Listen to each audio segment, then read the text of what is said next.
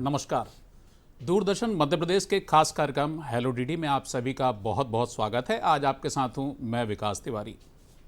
दर्शकों, जैसे कि स्वच्छता पखवाड़ा चल रहा है और अगले माह से स्वच्छ सर्वेक्षण भी शुरू हो रहा है और भोपाल ने भी इस बार पूरी तैयारी कर ली है कि पूरे देश में स्वच्छ शहर की श्रेणी में से आना है और स्वच्छतम राजधानी में भोपाल पहले ही शामिल है। इस बार भी इसे बनाए रखने की चुनौती भोपाल नगर निगम के सामने है।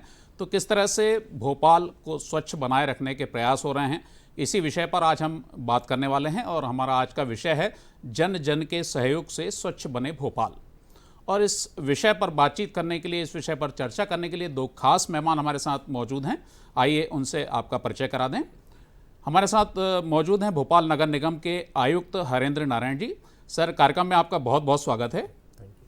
और साथ ही हमारे साथ एक और खास मेहमान कार्यक्रम में मौजूद हैं, अपर आयुक्त नगर निगम भोपाल देवेंद्र सिंह चौहान जी भी हमारे साथ कार्यक्रम में मौजूद हैं। सर, कार्यक्रम में आपका भी बहुत बहुत स्वागत है। नमस्ते।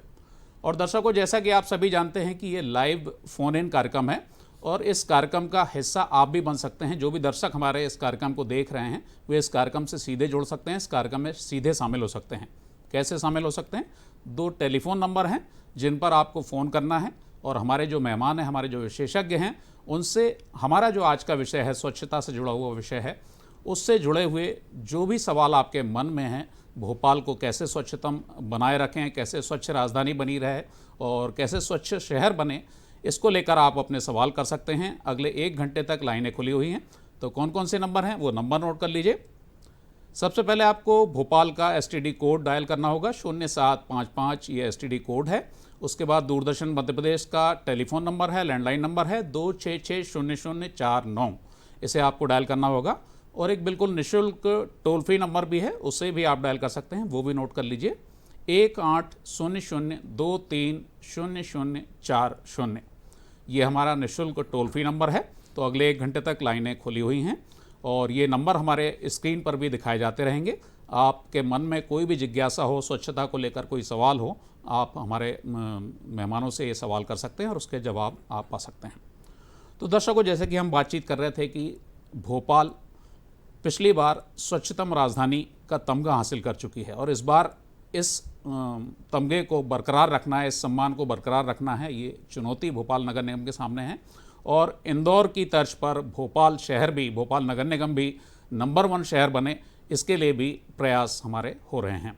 तो क्या क्या तैयारियां हैं, कैसे कैसे क्या हो रहा है, इसी सब को लेकर हम आज कार्यक्रम में बातचीत करने वाले हैं। हरेंद्र जी, देश की स्वच्छतम राजधानी में शामिल भोपाल का यह सम्मान बरकरार रखने के लिए किस तरह के प्रयास हो रहे हैं? जी देखिए, जो स्वच्छ सर्वेक्षण होता है उसके कई सारे पैरामीटर्स होते हैं, जिसमें एक विजिबल क्लीनलीनेस एक पैरामीटर होता है, जिसमें हम देखते हैं कि शहर में स्वच्छता कितनी है। उसके बाद जो हम उसको जो गार्बेज कलेक्शन होता है वो किस लेवल का है, उस गार्बेज का प्रोसेसिंग किस तरह से कर रहे हैं, उसके बाद सिटीजन्स का पार्टिसिपेशन कितना है, इन सभी पे अलग अलग मार्क्स होते हैं।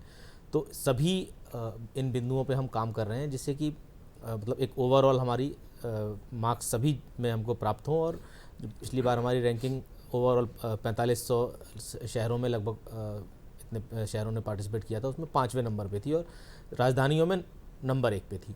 लेकिन इस बार हम कोशिश कर रहे हैं कि हमारी रैंकिंग सभी शहरों में नंबर 1 पे हो। हमारी पूरी स्वच्छ भारत मिशन की जो टीम है वो इसी प्रेरणा के साथ काम कर रही है कि इस बार भोपाल को किसी भी तरह से हम नंबर 1 लाकर ही रहेंगे। जी देवेंद्र जी, सबसे ज़्यादा कचरा अगर कहीं होता है तो भोपाल के जो शहरी क्षेत्र के जो सब्जी बाज़ार हैं, जो हाट बाज़ार हैं, जो प्रमुख बाज़ार हैं, वहाँ पर सबसे ज़्यादा कचरा इकट्ठा होता है। तो वहाँ साफ़ सुथरा रहे हाट बाज़ार, सुंदर रहें हाट बाज़ार और स्वच्छता रैंकिंग में इनके जो नंबर मिलने वाले हैं वो हमें पूरे मिलें, तो इसके लिए किस तरह की कोशिश की जा रही है? आपने बिल्कुल सही कहा है। नगर निगम क्षेत्र भोपाल में हमारे कई व्यवसायिक एरियाज़ हैं जहाँ के लोग पर डे जाते हैं, शॉपिंग करते हैं, बाज़ार में जाते हैं, घूमते भी हैं।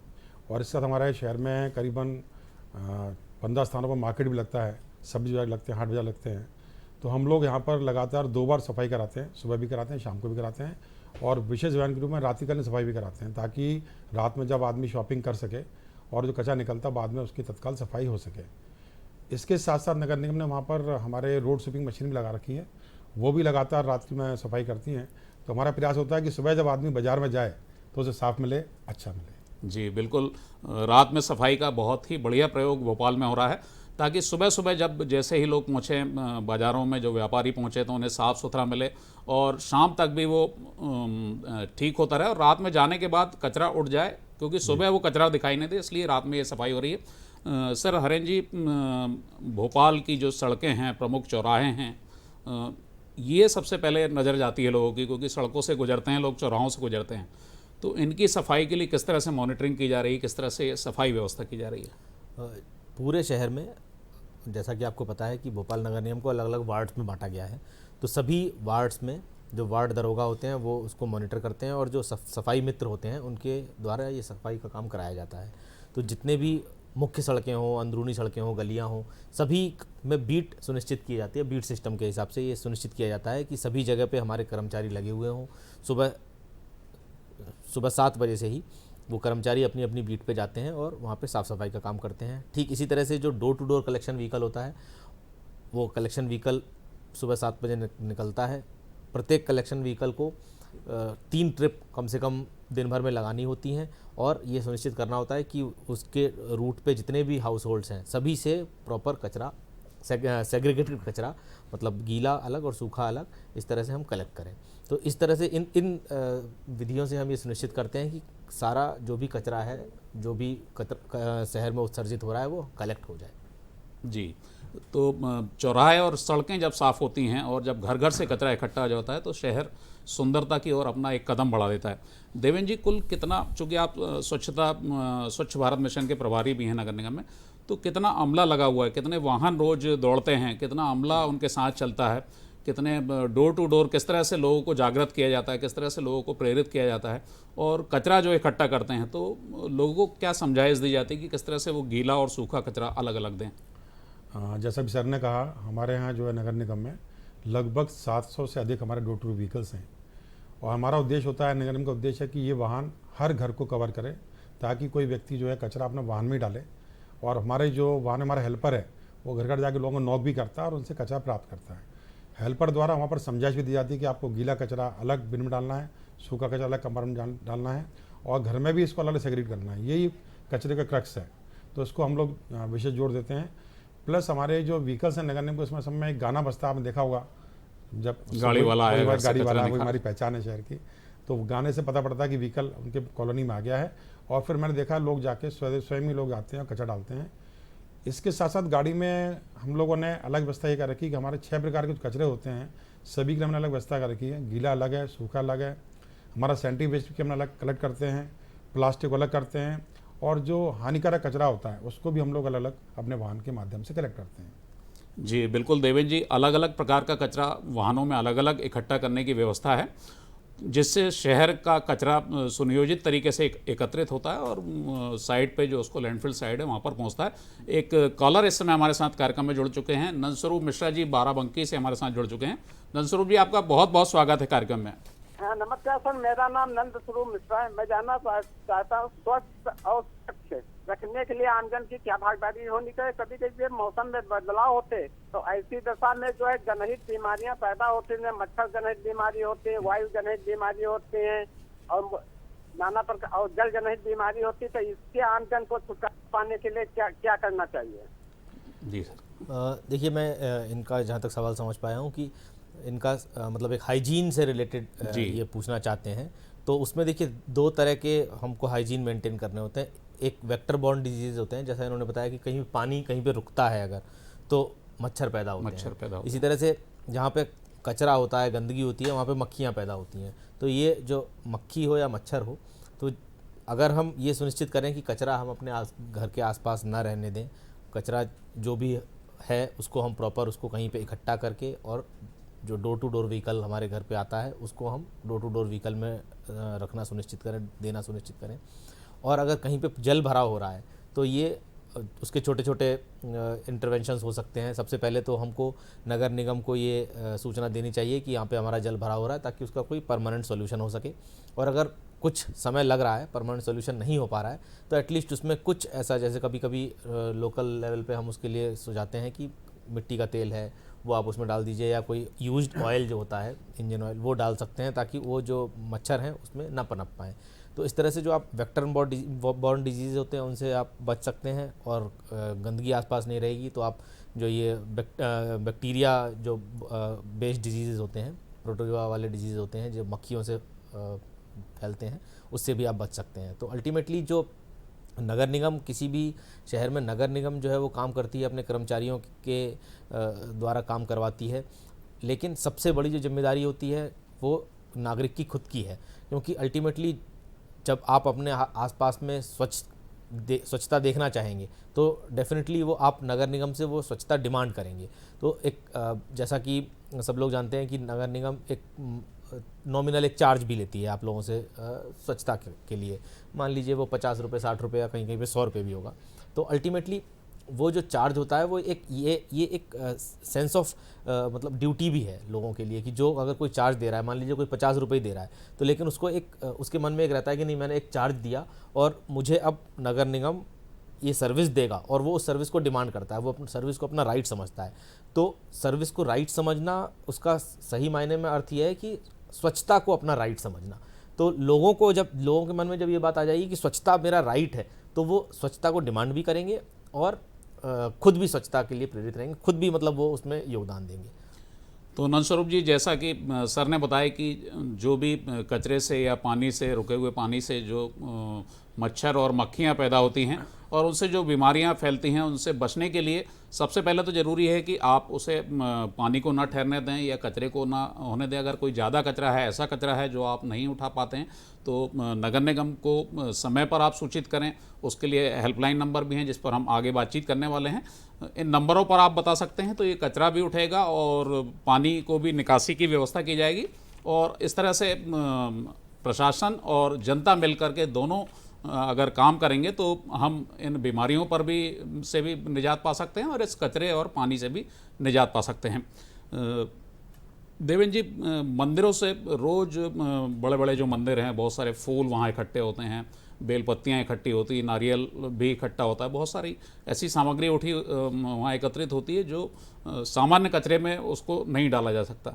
तो इसका क्या बेहतर प्रबंध नगर निगम भोपाल कर रहा है? आपने बिल्कुल सही प्रश्न किया। शहर में जो भी मंदिर हैं, नगर निगम ने एक अरेंजमेंट किया है कि हमारे पास हमने निर्मल वाहन प्रारंभ किए हैं। ये वाहन हमारे सभी मंदिर से कनेक्टेड हैं और ये वाहन मंदिर पर जाते हैं, वहाँ से जो फूल माला हैं या कोकोनट उसको कलेक्ट करते हैं। फूल मालाओं को फिर उसके हम खाद बनाते हैं। हमने एक प्लांट लगा रखा है एम्स में 2 टन का। और अभी हाल ही में दानापानी में नगर निगम ने एक बड़ा रिसाइकिल हब प्रारंभ किया है। मैं ये बताना चाहूँगा कि इस साल का हमारा जो थीम है वो है RRR पे, ये रिड्यूस, रीयूज़, रिसाइकिल। तो हम लोग उसी कंसेप्ट में काम कर रहे हैं। जो माला हम लोग इकट्ठी करते हैं, वहाँ पर मालाओं से अगरबत्ती, उससे खाद बनाते हैं। और जो कोकोनट इकट्ठा करते हैं, उसके अलग से निगम ने एक प्लांट भी स्टार्ट किया है। ये भी, इसमें एक वेंडर हमारे पास आया, उसके माध्यम से हम काम कर रहे हैं। और इससे कोकोपिट जो कि खाद होती है वो बनती है। और इसके जूट से बहुत अच्छी चीज़ें बनती हैं। चिड़िया का घोंसला है, गमले का जो स्टिक होती है वो बनती है, शीट्स बनाते हैं। तो ये कुल मिला के निगम का उद्देश्य यही है, नगर निगम का उद्देश्य यही है कि जो शासन की मंशा है कि जो भी हमारा वेस्ट आ रहा है उसको हम रीयूज़ करें, उसको रिसाइकिल करें, ताकि अंत में वेस्ट हमारा जीरो रहे। जी बिल्कुल। तो जो फूल आप चढ़ाते हैं मंदिरों में, या जो नारियल आप चढ़ाते हैं, या और जो सामग्री बेलपत्ती ये सब आप चढ़ाते हैं, ये इसका भी प्रशासन उपयोग कर रहा है, सदुपयोग कर रहा है, और इससे अगरबत्ती तैयार हो रही है और भी बहुत सारी सुंदर सुंदर चीज़ें तैयार हो रही हैं। हरेंद्र जी, बाकी नगर निगमों में भी ये हो रहा है कि जो कचरा अलग अलग टाइप का इकट्ठा होता है, कहीं खाद बन रही है उससे, कहीं खाद से कचरे से बिजली भी बन रही है, और भी उसके बहुत सारे उपयोग हो रहे हैं। तो भोपाल नगर निगम किस किस तरह के उपयोग कर रहा है जो रोज़ कचरा शहर से उठ रहा है, टनों कचरा जो उठ रहा है?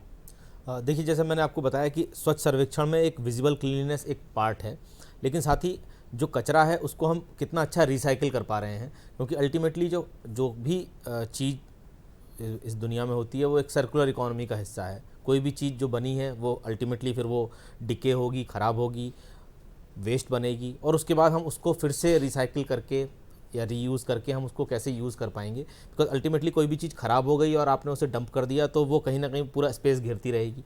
तो कचरे के प्रोसेसिंग के ऊपर भारत सरकार की जो गाइडलाइन है उसके अनुसार कचरे की प्रोसेसिंग बहुत बेहतर तरीके से होनी चाहिए, ये इसको हम इंश्योर करते हैं। अब आपका सवाल था कि कचरे की हम किस तरह से प्रोसेसिंग कर रहे हैं, तो जैसा अभी देवेंद्र जी ने बताया कि एक हमारा रिसाइकल हब है, उसमें तरह तरह के जो अलग अलग कचरा है, जैसे नारियल है जिसका कहीं और यूज़ नहीं हो पाता, फूल माला है, उसको हम अगर हम उससे खाद भी बना सकते हैं, लेकिन हम उससे और भी बेहतर प्रोडक्ट बना सकते हैं। थर्माकोल है, कहीं पे भी यूज़ नहीं होता है, कहीं हम उसको प्रोसेस भी नहीं कर पाते हैं। यूज्ड जो कपड़े होते हैं, पुराने कपड़े लोग फेंक देते हैं, उस कपड़े को वो प्रोसेसिंग में भी नहीं जा पाता है, उससे खाद भी नहीं बन पाती है, तो अल्टीमेटली उसको भी रीयूज़ करना है, उसको भी प्रोसेसिंग करना है।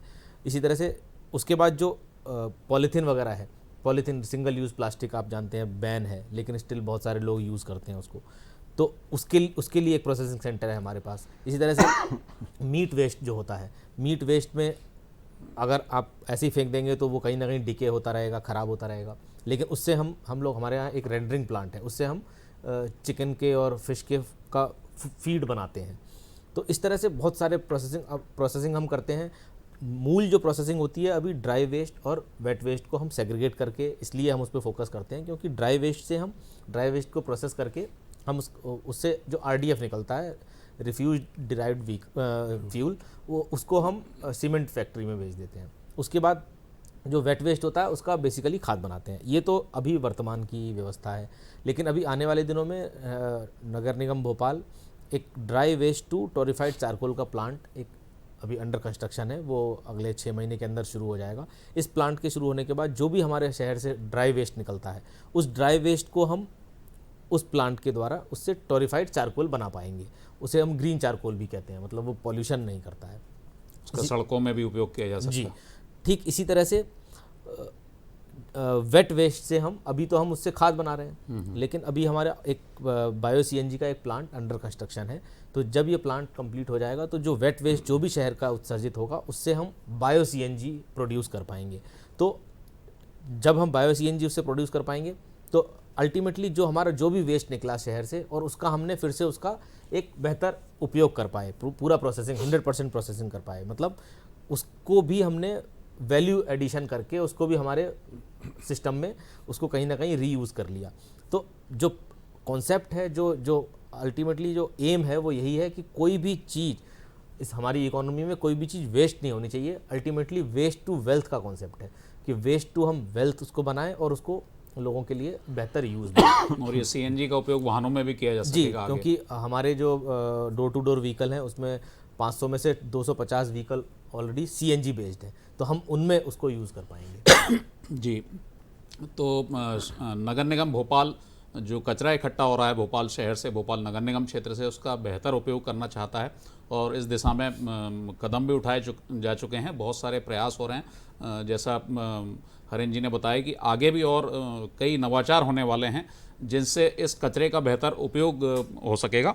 देवेंद्र जी, जो कचरा अलग अलग इकट्ठा होता है सामान्य तौर पर भोपाल नगर निगम के, जी, और देवेंद्र जी एक कॉलर हमारे साथ जुड़ चुके हैं, पहले उनसे हम बातचीत कर लेते हैं। श्याम सुंदर शर्मा जी भोपाल नगर निगम क्षेत्र के निवासी हैं और वो कार्यक्रम में जुड़ चुके हैं। श्याम सुंदर जी, आपका बहुत बहुत स्वागत है। धन्यवाद तिवारी जी। जी, क्या सवाल है आपका? मेरा ये है कि जन जन के सहयोग से जो स्वच्छता की पहल भोपाल के लिए की, बहुत अच्छी पहल है आपके इस माध्यम से। मेरा कहना ये है कि जो भी अधिकारी बैठे हैं, पहली बात तो पुराने भोपाल में जाके देखें तो शासन और नगर निगम का जो आदेश है उसकी धज्जियां उड़ रही है, खुलेआम में मछलियां बिक रही है, ठीक है। दूसरी चीज ये है कहना कि जो ज्यादातर कॉलोनियों में इन्वेस्ट के नाम पर हजारों प्लाट खाली पड़े हैं। नगर निगम में अधिनियम है कि प्लाट जो स्थायी रूप से अगर नहीं बनता है और उन प्लाटों के माध्यम से कॉलोनियों में गंदगी हो रही है, तो उसके नियंत्रण के लिए क्या कोई दिशा निर्देश हैं और वो एजेंसी कौन सी है जिसपे आम जनता मतलब है ना शिकायत करे ताकि उनकी शिकायत की तत्काल सुनवाई हो। जी, धन्यवाद शर्मा जी, आपने बड़ा अच्छा प्रश्न किया है। पहली बात तो ये कि अगर आपको कोई शिकायत है या किसी व्यक्ति को शिकायत है तो हमारा एक नंबर है 155-304, उस पर आप कॉल करेंगे। और भारत सरकार का एक अपना खुद का ऐप है, स्वच्छता ऐप है। उस ऐप में खासियत है कि जब उसको आप डाउनलोड करते हैं और उससे आप जगह का फ़ोटो खींचेंगे आप, तो फ़ोटो हमको प्राप्त होगा और हमारी टीम उसमें काम करेगी। और इस ऐप की खासियत ये भी है कि इसको 24 घंटे में इसको हमको रिजॉल्व करना होता है। तो बिल्कुल आप शिकायत, आप कोई भी आपको लगता है पॉइंट ऐसा है, आप ऐप का इस्तेमाल करिए, वहाँ फ़ोटो क्लिक करके आप भेजिए, उसका तत्काल कार्रवाई होगी। दूसरा जो बात प्रश्न आपने उठाया कि शहरी क्षेत्र में कई जगह खाली प्लॉट्स हैं, ये सर समस्या हमारे नए भोपाल में ज़्यादा है, जहाँ पर कि लोगों के खाली प्लॉट्स बहुत सारे हैं। हम लोग इसमें अभियान चलाते हैं प्लॉट की सफाई का भी, और अभी हाल ही में आयुक्त महोदय के निर्देश भी उसमें हुए हैं कि जो खाली प्लॉट्स हैं जहाँ पर इस प्रकार से हम सफाई करते हैं, उसका जो शुल्क है वो भी उनसे लिया जाए। तो हमने उनको चिन्हित भी किया है और रेवेन्यू की हमारी टीम से इसको टाइप किया है, और अब इन प्लॉट्स पर हम कोई कार्रवाई करेंगे, हम कुछ काम करेंगे तो उसका शुल्क जो है उनके संपत्ति और की बिल्स में ऐड भी करेंगे जी। तो ताकि उनको पता रहे। क्योंकि अल्टीमेटली जो मतलब एक उसके पीछे आइडिया ये है कि मतलब क्योंकि आप प्लॉट खाली रहेगा, लोग जो है बहुत सारे लोग ऐसे हैं, हालांकि हमारी डोर टू डोर व्हीकल जाता हर घर को कवर करती है, लेकिन फिर भी बहुत सारे लोग उस समय कुछ लोग सोते रह जाते हैं या कुछ लोग अपने जॉब पे चले जाते हैं। तो मतलब कुछ लोग जो है फिर क्योंकि घर में कचरा रखेंगे नहीं, छोड़ेंगे नहीं, तो वो अल्टीमेटली कहीं ना कहीं फेंकेंगे, तो वो कोई खाली प्लॉट दिखा तो वहाँ पे डाल दिया। तो लेकिन ये प्लॉट मालिक की जिम्मेदारी है कि वो उसको ऐसा सिक्योर करना है कि भाई उसका कवर करके रखे ताकि कोई डाल प्लॉट जो है वो एक ऐसा जरिया ना बन जाए कि जो कचरा को इकट्ठा करने का एक जरिया बन जाए। तो इसलिए हमने ये वहाँ पे हमने नोटिस भी लगवाए हैं ताकि प्लॉट मालिक जो है उसको देखें और उसकी व्यवस्था करें, और अगर फिर भी वो नहीं करते हैं तो साफ़ सफाई तो ऑब्वियसली नगर निगम कराता ही है, लेकिन साथ में फिर उनके ऊपर एक फाइन लगाता है, और वो अगर फाइन उनसे जमा नहीं होता है तो फिर उनकी प्रॉपर्टी टैक्स का जो बिल होता है उसमें फिर वो ऐड होता रहता है और अल्टीमेटली उनको वो जमा करना पड़ता है साल के अंत में।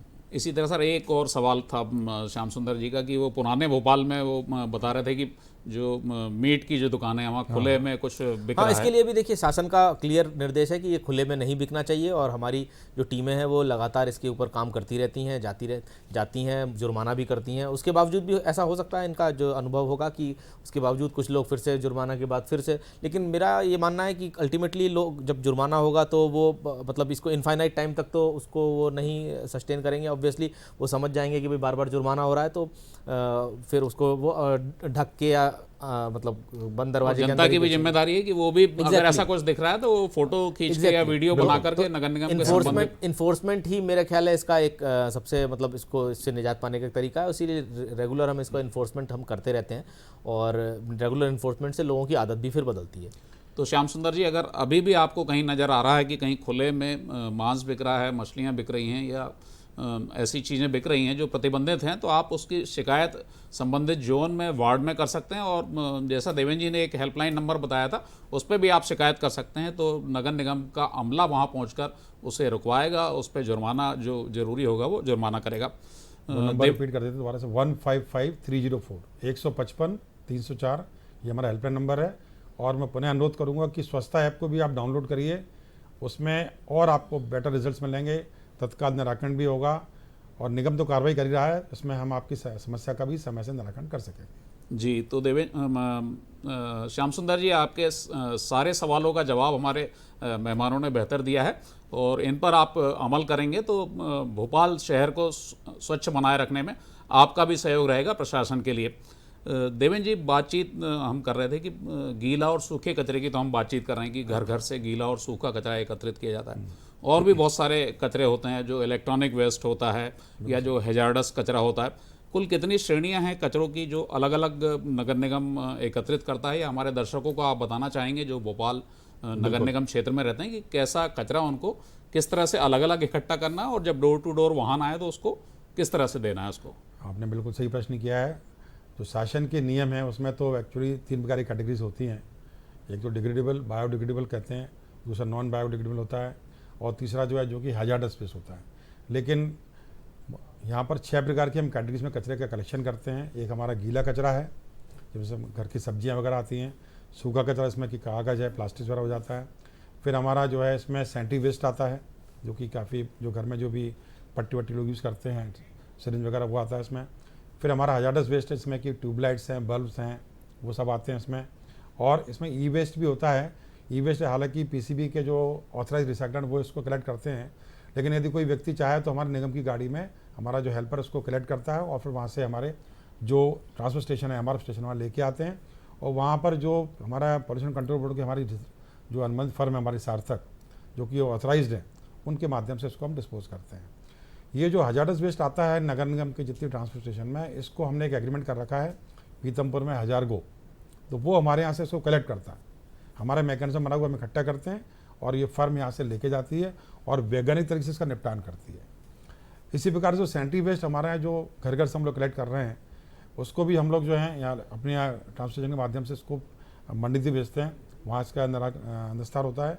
और इसमें एक फर्म है IMA, वो भी हमको सपोर्ट करती है, जो कि शहर के जितने भी हॉस्पिटल्स हैं वहाँ से इस वेस्ट को कलेक्ट करती है और पीतमपुर बेचती है।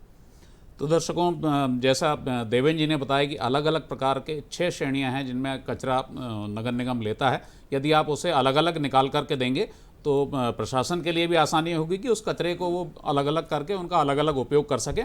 इस समय एक और कॉलर हमारे साथ जुड़ चुके हैं, महेश वर्मा जी भोपाल से जुड़ चुके हैं। महेश जी, आपका बहुत बहुत स्वागत है। हाँ सर, नमस्ते सर। जी, क्या सवाल है आपका? सर, मेरा सवाल ये है कि जो खाने पीने के होटल्स रहते हैं वहाँ पर डस्टबिन की जो रखते हैं वो सही तरीके से नहीं रखते सर। वो मतलब बाहरी खाने पीने की वस्तुएं खाने के पश्चात डस्टबिन में नहीं डालते हैं। और दूसरा सवाल ये है कि सर, नेहरू नगर में जो कोटरा क्षेत्र है वहाँ पर मेन रोड पर ही सर बाजार लगता है, तो वो बाजार समाप्त होने के पश्चात बहुत गंदगी करते हैं सर मेन रोड के ऊपर। और सर कुछ जगह पर ये भी देखा है कुछ खुले में भी शौच बच्चे करते हैं सर। अच्छा, नेहरू नगर कोटरा शहर में सर। ये 3 प्रश्न आपने किए वर्मा जी। पहला प्रश्न तो ये है कि दुकान के बाहर बिन्स का, तो बिन्स जैसा आपने बताया कि बिन्स लोग रखने लगे, ये अच्छी बात है और यही हमारी लोगों से अपील भी है कि बिन्स रखेंगे, क्योंकि जब उनके पास डस्टबिन होगा तो लोग उसमें ही इस्तेमाल करके कचरे को डालेंगे। कई बार क्या लोग दुकान के पीछे डस्टबिन रख देते हैं, तो हम उसको और इंश्योर करेंगे। अभी हम लोग जब बाकायदा आप जब मॉर्निंग में मीटिंग करते हैं, जब निरीक्षण करते हैं, तो वहाँ हमारे जो कंसर्न हमारे अधिकारी हैं, स्वास्थ्य अधिकारी, उनको निर्देश भी करते हैं और लोगों से बताते भी हैं और उनसे अपील भी करते हैं। तो बिन्स जो है उनको दुकान के बाहर ही रखना है, ताकि लोग इसको कचरे का उपयोग, जो भी खाने पान चीज़ उपयोग करें, बाद में उसमें डालें। दूसरा, जहाँ तक आपने कोटरा नेहरू नगर की बात की है, तो वहाँ साप्ताहिक हाट लगती है और अगर आप देखें तो रात्रि में फिर वहाँ सफाई भी होती है। तो जैसा मैंने पहले बोला था कि हम लोग नाइट में वहाँ स्वीपिंग क्लीनिंग कराते हैं पूरा, ताकि सुबह के समय उसको साफ़ मिले। और चूँकि वो हाट काफ़ी समय से लगती आ रही वहाँ पर, तो आप देखा होगा लोग सड़क किनारे बैठ जाते हैं, तो बाद में उसकी क्लीनिंग करा दी जाती है। रही बात थर्ड जो आप बता रहे हैं, ऐसा कोई अभी संज्ञान में मामला है नहीं है, क्योंकि नगरीय क्षेत्र में करीबन हमारे 213 हमारे सुलभ कॉम्प्लेक्सेस बने हुए हैं, शौचालय बने हैं, जिनका कि लोग इस्तेमाल कर सकते हैं। और जो स्लम एरियाज़ हैं हमारे, वहाँ हमने लोगों से कहा है कि वहाँ पर कम्युनिटी जो होती है उनके लिए कम्युनिटी टॉयलेट्स बना रखें। वहाँ पर इनको पास भी जारी किया है ताकि लोग जाएँ उसको इस्तेमाल करें। तो लोगों को सुविधा के लिए सुलभ कॉम्प्लेक्स बने हैं, उसका इस्तेमाल कर सकते हैं। अगर कहीं ऐसे कोई शिकायत मिलती है तो बिल्कुल आप, मैंने कहा हेल्पलाइन नंबर, उस पर आप बताइए, हमें ऐप में हमको उसको फ़ोटो खींच के भेजिए, हम बिल्कुल कार्रवाई करेंगे और वहाँ लोगों को बताएंगे। इसमें मेरा एक पॉइंट मेरा ये भी है कि जैसे वर्मा जी ने बताया कि कुछ लोग या बच्चे खुले में शौच करते हैं, तो मेरे ख्याल है इसमें लोगों को भी जागरूक होना पड़ेगा, उन्हें रोकना पड़ेगा कि आप अगर आपने देखा तो आपको भी उनको टोकना पड़ेगा, आपको भी ये बताना पड़ेगा कि ये देखिए ये ठीक नहीं है। और आप शौचालय घर घर में बनाने के लिए शासन ने अनुदान दिया, शासन ने सबको जो जिनके पास खुद के मीन्स नहीं थे उनको सहायता भी दी, और सबके घरों में आज की डेट में शौचालय हैं। तो अगर उसके बावजूद अगर कोई इस तरह से खुले में करे तो फिर लोगों को जागरूक होकर वहाँ पे उसको आवाज़ उठानी पड़ेगी। मतलब ये हर वक्त ये एक्सपेक्ट नहीं किया जा सकता है कि हर जगह पे एक नगर निगम का कर्मचारी उपलब्ध होगा। तैनात हो। और ठीक है, जब आप मतलब हेल्पलाइन पे कॉल करेंगे तो ऑब्वियसली वहाँ जाएंगे, वहाँ जाके फिर उसकी छानबीन की जाएगी, किसने जो है यहाँ पे खुले में शौच किया नहीं किया, वो एक बात का विषय रहेगा। लेकिन अगर कोई वहीं पे उनको मौके पर ही उनको टोकेगा तो फिर डेफिनेटली ये टोका टाकी जो है वो अभियान, आपको याद होगा कि जब हमारा स्वच्छ भारत अभियान की शुरुआत हुई थी और बहुत ज़्यादा शौचालय नहीं थे, लोग खुले में शौच जाते थे, तो टोका टाकी अभियान भी शुरू हुआ था, लोग रोको टोको अभियान, जिसमें शासकीय कर्मचारी तो जाते ही थे, लोग भी जो है उसमें पार्टिसिपेट करते थे। तो यहाँ पे वर्मा जी को भी थोड़ा सा अपना उसमें रोल समझना पड़ेगा। जी वर्मा जी, अगर आप कहीं देखते हैं तो आप केवल प्रशासन के ऊपर निर्भर ना रहें, ये ना सोचें कि प्रशासन ही आकर के उन्हें रोकेगा टोकेगा। आपकी और हमारी भी जिम्मेदारी है कि यदि कोई खुले में शौच कर रहा है तो हम उसे रोकें, उसे टोकें, और बाकी लोगों को इकट्ठा करके भी उसे वहाँ से, ऐसा करने से हम सब मिलकर के रोक सकते हैं। और फिर भी अगर वो नहीं मानता तो फिर अपन प्रशासन और पुलिस की मदद ले सकते हैं ताकि आगे से वो ऐसी हरकत ना करें। तो ये जनता के सहयोग से ही प्रशासन भोपाल को स्वच्छ बना सकता है और स्वच्छता में नंबर 1 ला सकता है। हरेन जी, किसी भी शहर की सुंदरता में सबसे बड़ा योगदान रहता है वहाँ की सुंदर खूबसूरत सड़कें जर्जर ना हो, उसमें गड्ढे ना हो, उसमें कीचड़ ना हो, पानी ना हो, कचरा ना हो, ये सब बहुत ज़रूरी होता है। तो भोपाल शहर की, भोपाल नगर निगम क्षेत्र की सड़कें बेहतर रहें, जहाँ पर सीमेंट कंक्रीट की हैं वो गड्ढेदार ना हो, जहाँ डामर वाली सड़कें हैं वो उखड़ी ना हो या उनके जर्जर जैसी ना दिख रही हों या उस पर मिट्टी धूल का गुबार ना उड़ रहा हो। तो सड़कों को सुंदर रखने के लिए, उनको गुणवत्ता युक्त बनाए रखने के लिए किस किस तरह के प्रयास नगर निगम भोपाल कर रहा है? इसमें देखिए सड़कें, इसमें जो भोपाल नगरीय क्षेत्र में अलग अलग एजेंसीज़ के पास हैं, जैसे पीडब्ल्यूडी के पास भी कुछ सड़कें हैं, कुछ नगर निगम के पास भी हैं। जो इंटरनल सड़कें होती हैं उसमें सीसी रोड, जैसा आपने कहा, सीमेंट वाली सड़कें भी हैं। तो हम बारिश के टाइम पे जनरली ये होता है, क्योंकि बारिश जैसे इस साल भी काफ़ी ज़्यादा हुई थी, पिछले साल के मुकाबले ऑलमोस्ट डबल बारिश हुई थी। तो बारिश के दौरान सड़कों की स्थिति थोड़ी सी ख़राब हो जाती है, उसमें गड्ढे हो जाते हैं। तो बारिश के तत्काल बाद हमने जो है वो डामर की सड़कों के लिए डामर वाला रिपेयर स्टार्ट किया और सीसी रोड के लिए सीसी वाला, और ये इंश्योर किया कि सारी सड़कें जो है फिर से वापस जो है वो स्मूथ कंडीशन में आ जाएं। और दूसरा, जहाँ तक आपने बताया कि धूल वाली जहाँ तक स्थिति, हमारे पास रोड स्वीपिंग मशीन्स हैं, ऑटोमेटिक मशीन्स हैं, 10 मशीन्स हैं हमारे पास 21 जोन्स में। तो हर 2 जोन पे एक मशीन है जो पूरी रात चलती है और रात में उसको जो है सड़कों को ऑटोमेटिक तरीके से साफ़ करती है, जिससे कि हमारे स्वीपर्स को उन सड़कों पे सफाई करने की आवश्यकता नहीं पड़ती। वो रोड स्वीपिंग मशीन ऑटोमेटिकली, और उसमें वैक्यूम क्लीनर भी होता है, तो जो धूल वगैरह होती है वो उसको वैक्यूम क्लीनर से सक कर लेता है। तो ये इंश्योर करते हैं हम कि सिर्फ सड़कों पर ही नहीं, बल्कि जो डिवाइडर होते हैं, डिवाइडर के कॉर्नर पे आपने देखा होगा कि कभी कहीं कहीं पे मिट्टी इकट्ठी हो जाती है, तो हम ये इंश्योर करते हैं कि रोड स्वीपिंग मशीन से उस मिट्टी को क्लियर कराया जाए। अगर थोड़ी बहुत कहीं रह गई है तो हमारे जो सफाई मित्र हैं उनके द्वारा हम इंश्योर कराते हैं कि मिट्टी ना रहे, क्योंकि अल्टीमेटली जब मिट्टी नहीं रहेगी तो जब हमारी गाड़ियाँ सड़कों पर चलेंगी तो फिर वो धूल नहीं उड़ेगी। ठीक इसी तरह से जो शोल्डर एरिया होता है, जो फिर मिट्टी वाला होता है, वहाँ पे हम ये इंश्योर करते हैं कि जहाँ पर भी संभव हो हम पेवर ब्लॉक वगैरह लगाएं, जिससे कि धूल ना रहे। और क्योंकि वो शोल्डर एरिया है, वहाँ पे गाड़ियाँ वगैरह चलती रहती हैं तो घास तो नहीं उग पाती है, बट डेली ये ज़रूर हम इंश्योर करते हैं कि हमारे सफाई मित्र उस शोल्डर एरिया को प्रॉपर तरीके से साफ़ करें। जी, तो दर्शकों, जैसा कि बारिश के समय भोपाल नगर निगम क्षेत्र की सड़कें बहुत ख़राब हुई थी और बारिश खत्म होने के बाद अब सड़कों की मरम्मत शुरू हुई। आप देख रहे होंगे शहर में जगह जगह कहीं डामरीकरण हो रहा है तो कहीं सीमेंट कंक्रीट की सड़कें बन रही हैं, और उम्मीद करते हैं कि अगले 1-2 महीने में पूरे भोपाल नगर निगम क्षेत्र की सड़कें एकदम चकाचक हो जाएंगी। इस समय एक और कॉलर हमारे साथ जुड़ चुके हैं, खाम सिंह भोपाल से जुड़ चुके हैं। जी खाम सिंह जी, क्या सवाल है आपका? हाँ जी, नमस्कार। नमस्कार। ऐसा है सब कि जो है भोपाल पटेल नगर में जो आवासीय भवन है उसको लोग जो है हॉस्टल की तरह यूज कर रहे हैं, और हॉस्टल में जो रहने वाले लोग हैं वो जो है कचरा जो है वो फेंकते हैं जो, तो गंदगी फैलती है उसमें। कई बार उनको बोला गया कि भैया डस्टबिन वगैरह यूज करो और प्रॉपर जो है निस्तारण करो इसका, लेकिन वो जैसे खाना है, खाने का वेस्ट वगैरह बाकी कचरा ही करते हैं, वो सड़ता है तो स्मेल आती है बहुत ज्यादा। तो इसका क्या रेमेडी है सर, मतलब कहाँ कंप्लेंट करें, क्या करेंगे?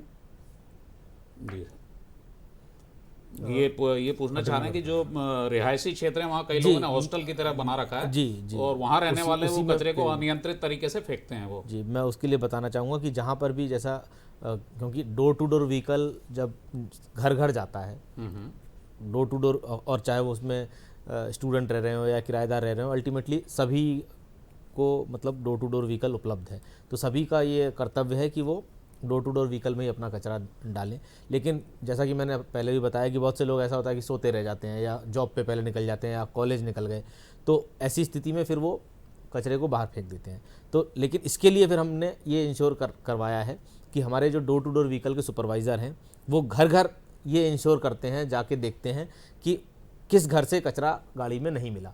जिस घर से कचरा नहीं मिला तो इसका मतलब वो या तो वो व्यक्ति उपलब्ध नहीं है, कहीं बाहर गया है, और अगर वो नहीं है घर पे तो इसका मतलब जब वो आएगा तो जाहिर सी बात है कि अपने घर का कचरा कहीं ना कहीं वो बाहर फेंकेगा। तो हमने ये उनको सुपरवाइजर्स को ये ड्यूटी दी है कि यदि वो व्यक्ति घर पे उपलब्ध है तो उसको समझाएं कि भाई आप अपना कचरा डेली दीजिए, क्योंकि आप कचरा नहीं दे रहे हैं इसका मतलब ये नहीं कि आप कचरा कहीं मतलब बाहर नहीं निकाल रहे हैं, आप कहीं ना कहीं बाहर फेंक रहे होंगे, ये नगर निगम जानता है। और अगर वो वहाँ पे नहीं है तो जब वो लौट के आएँ तो उस समय उनसे जाके मिलें, और इस तरह से ये इंश्योर करना है सुपरवाइज़र को कि वो हर उस व्यक्ति से मिलेगा जो डोर टू डोर व्हीकल में कचरा नहीं दे रहा है।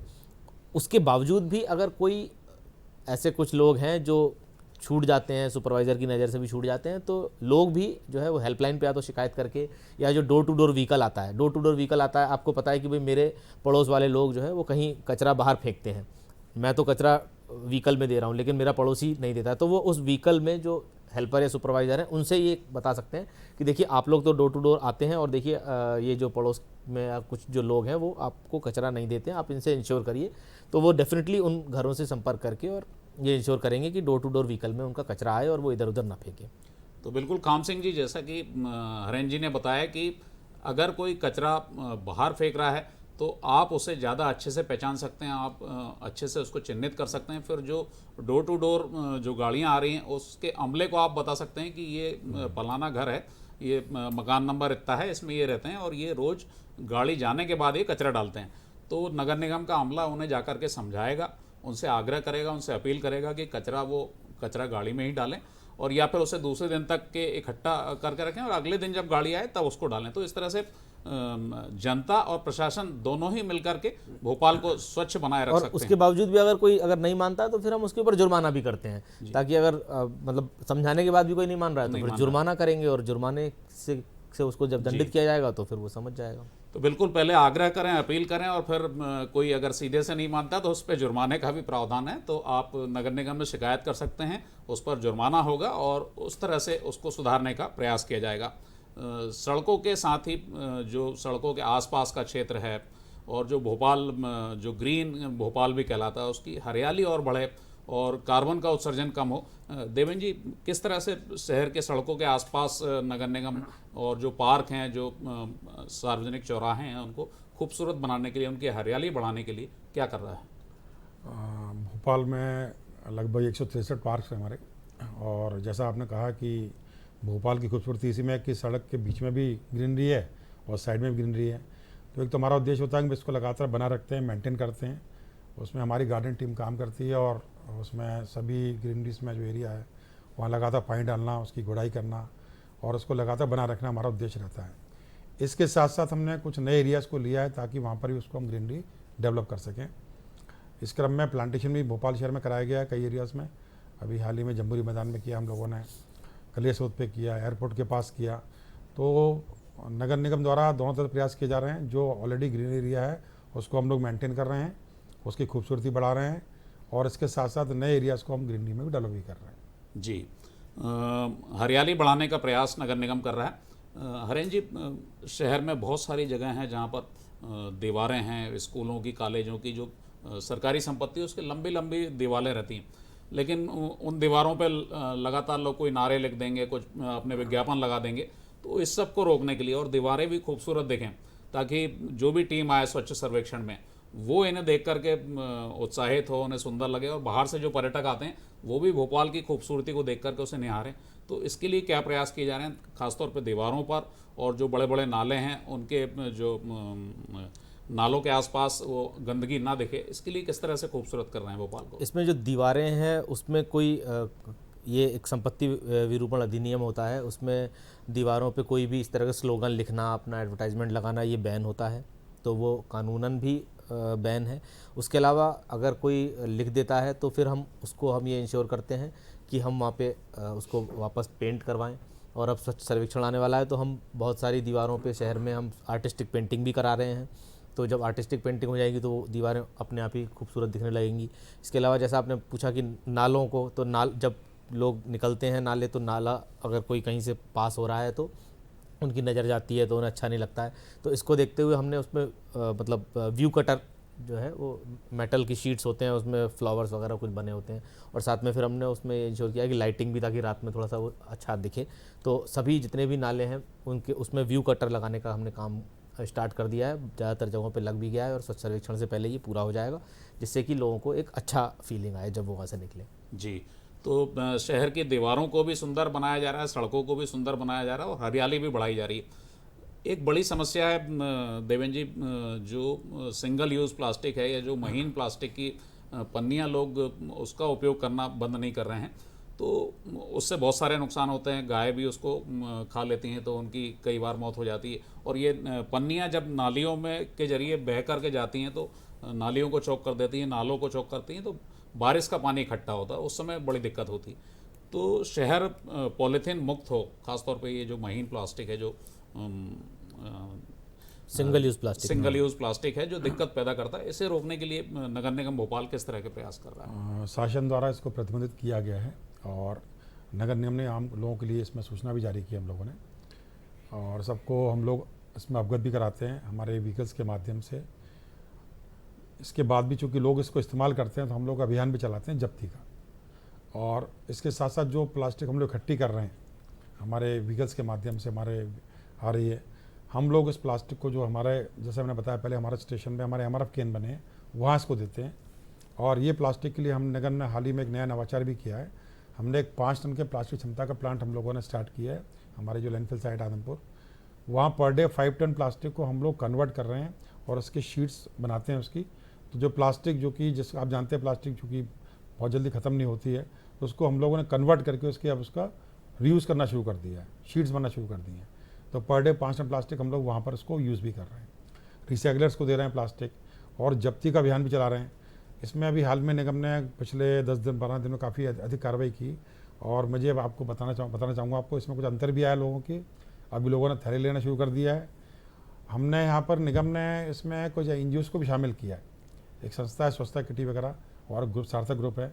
इन लोगों ने आगे आए हैं और लोग अब ये लोग क्या करते हैं, जब हाट लगती है तो लोगों को थैले ही प्रोवाइड करते हैं।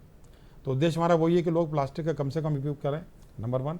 यदि करते हैं तो फिर निगम इसमें बाकायदा उसको कलेक्शन करके प्लास्टिक केंद्रों में भेजता भी है। इसमें मेरा एक पॉइंट और है कि देखिए, जो प्लास्टिक, हम सिंगल यूज़ प्लास्टिक की बात करते हैं तो ये मार्केट में है कहीं ना कहीं से, और इसमें प्रॉफिट मार्जिन इतना ज़्यादा होता है कि इसमें मान लीजिए अगर नगर निगम इसको 10 में से 9 बार इसको पकड़ भी लेता है, और एक बार भी अगर वो उसको मार्केट में ले आने में सक्सेसफुल हो गए तो उनका मार्जिन कहीं ना कहीं कवर हो जाता है। तो अब इसमें भी मैं मतलब नागरिकों का एक जो उनका कर्तव्य है उसके बारे में मैं इसलिए बात करना चाहता हूँ, क्योंकि अल्टीमेटली देखिए फ्यूचर हम सबका है, कलेक्टिव फ्यूचर है। ज़्यादा प्लास्टिक यूज़ करेंगे, अल्टीमेटली हमारे जो फ्यूचर जनरेशन्स हैं वो उनके ऊपर एक बोझ बनेगी प्लास्टिक।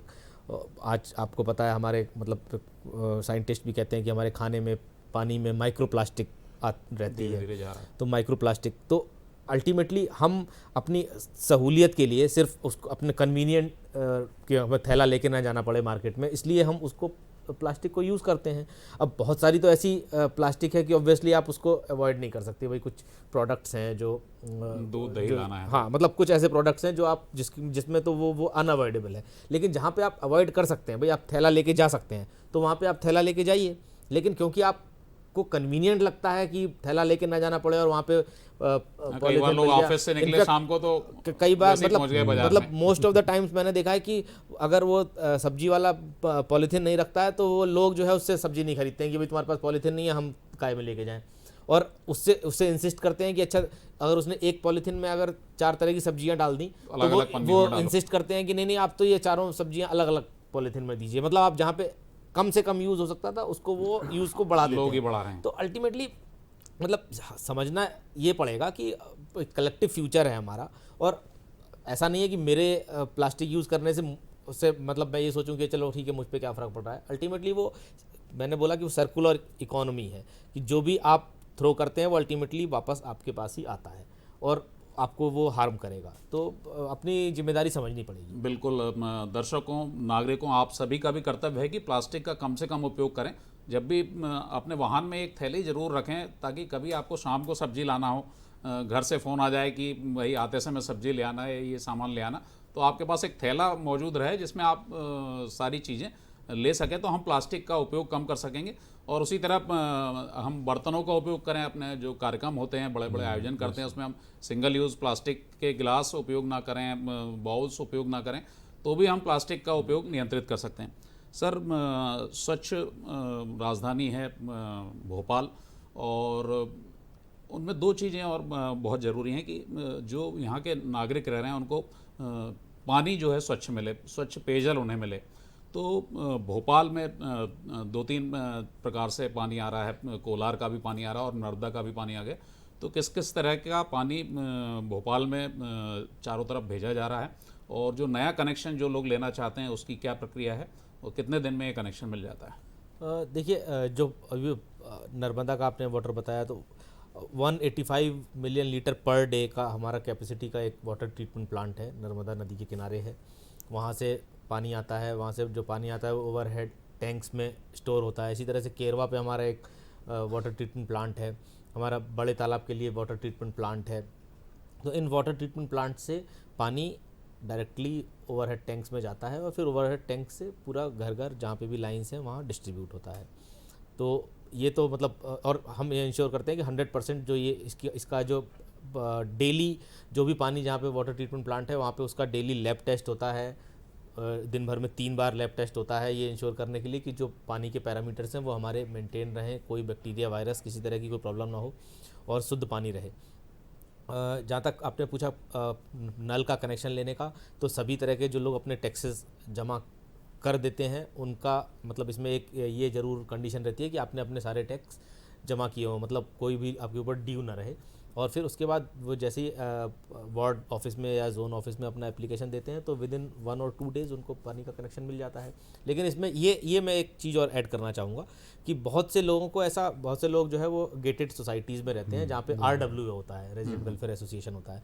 तो वहाँ पे हम जो है वो हमारा जो सिस्टम है वो ये है कि हम सिंगल पॉइंट पे हम उनको उनके सम्प वेल में हम वाटर देते हैं और फिर वहाँ से जो उनका RWA होता है वो सभी जगह पे उसको पानी को डिस्ट्रीब्यूट मतलब अपने सम्प वेल से और घर घर वो डिस्ट्रीब्यूट करता है, और जो उनका कलेक्शन है वो भी RWA करता है और RWA फिर उस बिल को नगर निगम को जमा करता है। तो इसमें कई बार ये मतलब डिमांड आती है कि हमको जो है वो हमको RWA के थ्रू पानी मत दीजिए, हमको डायरेक्ट कनेक्शन दे दीजिए। तो इसमें अभी ये मतलब एज ए पॉलिसी मतलब क्योंकि हमें पता है कि अभी मान लीजिए अभी 700 से 800 बल्क कनेक्शन है जो एक सिंगल पॉइंट पे पानी देते हैं, और जब हम अब घर घर में अगर उसको करेंगे तो लगभग 1 लाख से ज़्यादा हमको नए कनेक्शन देने पड़ेंगे। तो कनेक्शन देने में कोई प्रॉब्लम नहीं है, हम ऑब्वियसली जो हम सिंगल पॉइंट पे दे रहे हैं उससे भी पर्याप्त पानी लोगों को मिलता है, बट फिर उन घरों से हर एक घर से कलेक्शन करना मतलब जो वाटर के चार्जेस का कलेक्शन है वो एक बहुत ही टीडियस प्रोसेस है।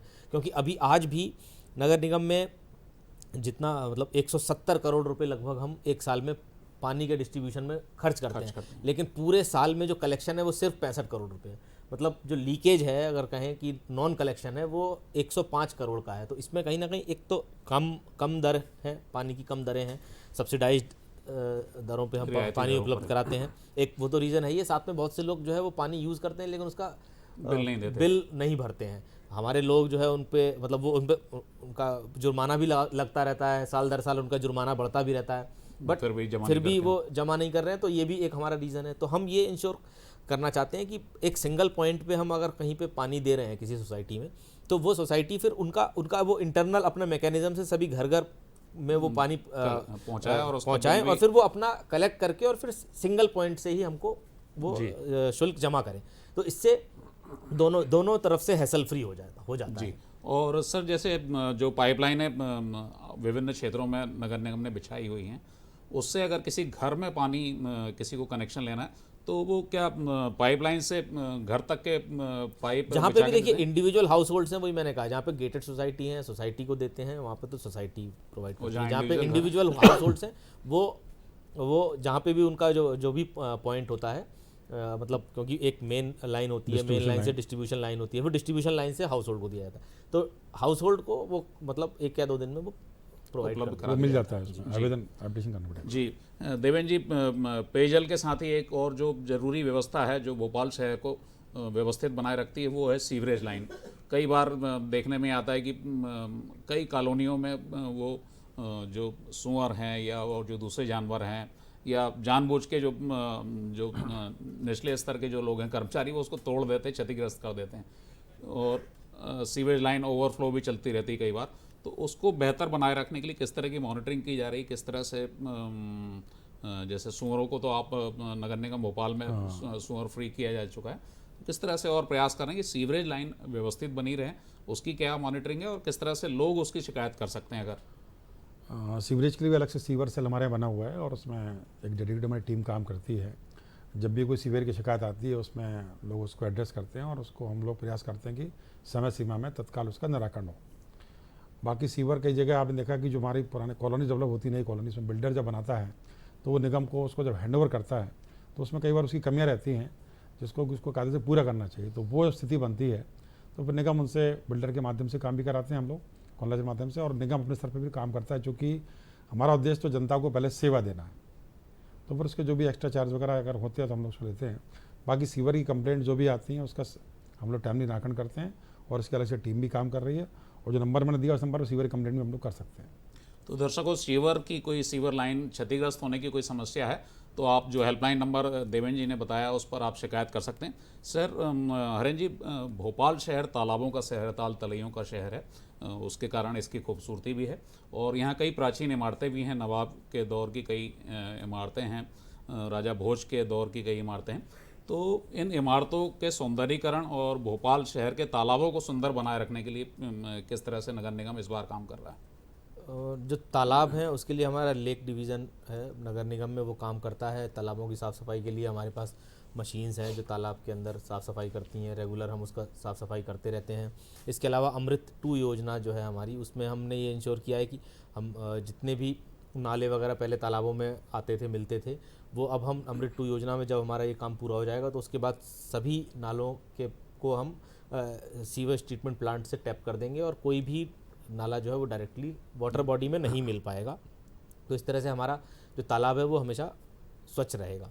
बाकी आपने जो बताया कि बहुत सारी बिल्डिंग्स हैं, वो मेनली जो हिस्टोरिकल बिल्डिंग्स हैं वो आर्कियोलॉजिकल डिपार्टमेंट के थ्रू उनका मेंटेनेंस होता है और मतलब नगर निगम उसके आसपास में जो एरिया है उसकी ग्रीनरी वगैरह मेंटेन करना, साफ़ सफाई, इन सब पे ध्यान देता है। और सर अब समय चूँकि बहुत कम बच गया है तो नागरिकों से आपकी क्या अपील है, क्या संदेश आप उनको देना चाहेंगे भोपाल को स्वच्छ बनाए रखने? नागरिकों से मेरा यही अपील है कि देखिए, आप साफ़ सफाई आप पसंद करते हैं, यहाँ के भोपाल के लोग स्वच्छता पसंद लोग हैं ऐसा मुझे लगता है। तो आप लोग स्वच्छता सिर्फ इस चीज़ तक सीमित ना रहें कि आप स्वच्छ हैं, बल्कि आप स्वच्छता नगर निगम से डिमांड करिए। कहीं पे भी कोई कमी है आप तुरंत उसको जहाँ पर भी अलग अलग लेवल्स पे उसको रेज़ कर सकते हैं। आप अपने वार्ड में उसकी शिकायत कर सकते हैं, जोन में कर सकते हैं, मुख्यालय लेवल पे कर सकते हैं, हेल्पलाइन नंबर है, स्वच्छता ऐप है।